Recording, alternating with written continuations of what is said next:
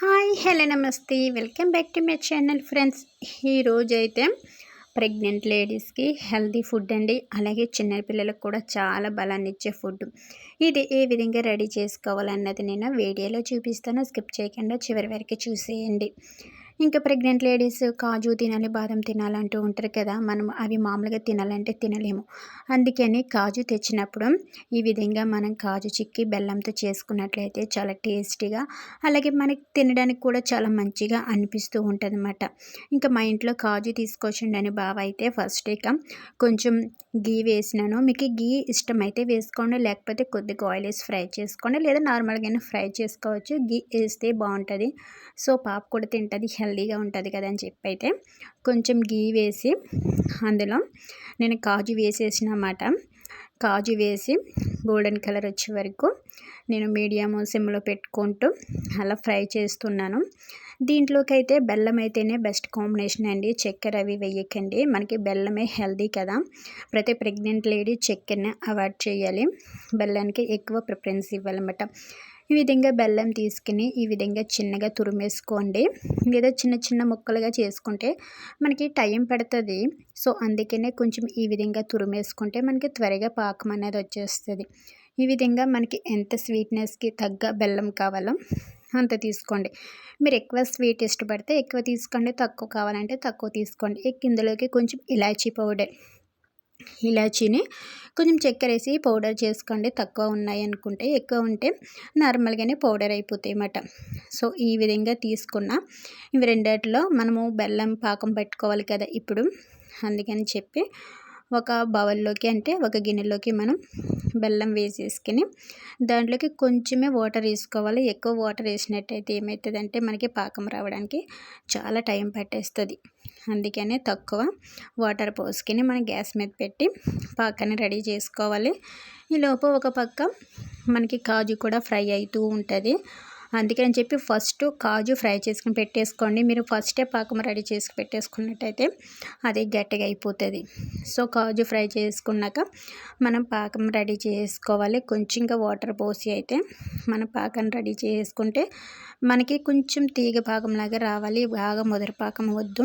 ఎందుకంటే మనం కావాలంటే దీన్ని చిక్కీగా చేసుకోవచ్చు, లేదా చిన్న చిన్న ఆటల కింద మనం పీసెస్కుండా చేసుకోవచ్చు అన్నమాట. సో నేనైతే కొంచెం తీగ పాకం వచ్చేటట్టు చేసుకున్నాను. కొంచెమే వాటర్ వేసి దాన్ని బాగా మరిగేటట్టు చూసుకోవాలి. అలా మరిగితేనే మనకి పాకం వస్తుంది.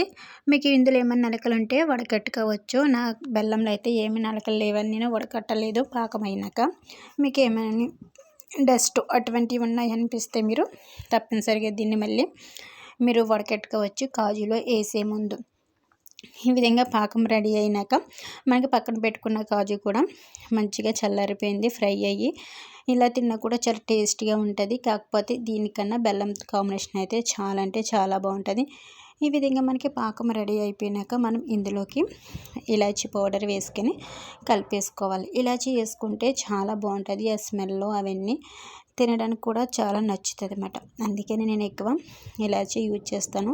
ఈ విధంగా ఇలాచీ వేసేసినాక మనకి పాకం అన్నది రెడీ అయిపోతుంది. ఇక రెడీ అయిపోయిన వెంటనే దీన్ని మనము తీసేసుకోవాలి. మనం అట్లనే పెట్టినట్టయితే ఇది గట్టిగా అయిపోతుంది. అందుకని వెంటనే మనం తీసేసుకుని కొద్దిగా వాటర్లో వేసి చెక్ చేసుకోండి, మనకి పాకం వచ్చిందో లేదో తెలిసిపోతుంది. బాగా గట్టిగా ముద్ద కాకుండా కొంచెం సాఫ్ట్గా అయ్యేటట్టు అయితే మనకి కరెక్ట్గా వచ్చినట్టు. మనకి ఎందుకంటే నేను చికెన్ అన్నదంటే మామూలుగా చిన్న చిన్న పీసెస్ కింద వచ్చేలాగా కలిపేసుకుంటున్నాను.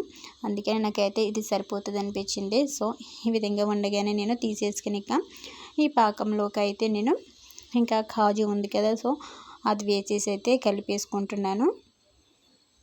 ఇది చల్లరినాక వేసినట్టయితే ఇంకా అలా అతుక్కుపోతుంది పాకం. అందుకే వేడివేడిగా ఉన్నప్పుడు వేసేసుకోవాలి. జాగ్రత్త, పాకం చాలా వేడిగా ఉన్నప్పుడు చాలా వేడిగా కాలుతుంది ఇది. అందుకనే మనం పాకం వేసుకునేటప్పుడు పాకంలో వేసేటప్పుడు జాగ్రత్తగా వేసి కలుపుకుంటూ మిక్స్ చేసేయండి. మొత్తం కాజు అన్నట్లకి బెల్లం పట్టేటట్టు అలా చేసినట్టయితే అన్నిటికీ ఈక్వల్గా బెల్లం పడుతుంది. మనకి ఎంత కాజు కావాలో అంత వేసుకుని ఈ విధంగా కలుపుకోవచ్చు. నేను తీసుకున్న క్వాంటిటీకి అయితే నేను తీసుకున్న కాజు మొత్తం అయిపోయింది. కరెక్ట్గా స్వీట్నెస్ కూడా అన్నీ పర్ఫెక్ట్గా సరిపోయినాయి. నేను తక్కువ స్వీటే తింటాను, అలాగే పాప కూడా తక్కువే తింటుంది. మా టేస్ట్కి అయితే పర్ఫెక్ట్గా సరిపోయింది. చాలా అంటే చాలా టేస్ట్గా వచ్చింది. ఫస్ట్ టైం చేసిన నేను కానీ చాలా బాగుంది. అప్పుడప్పుడు ఇటువంటి ట్రై చేయండి. ఎందుకంటే ప్రెగ్నెన్సీకి హెల్దీ ఫుడ్ ఇవి కాజు అన్నవి.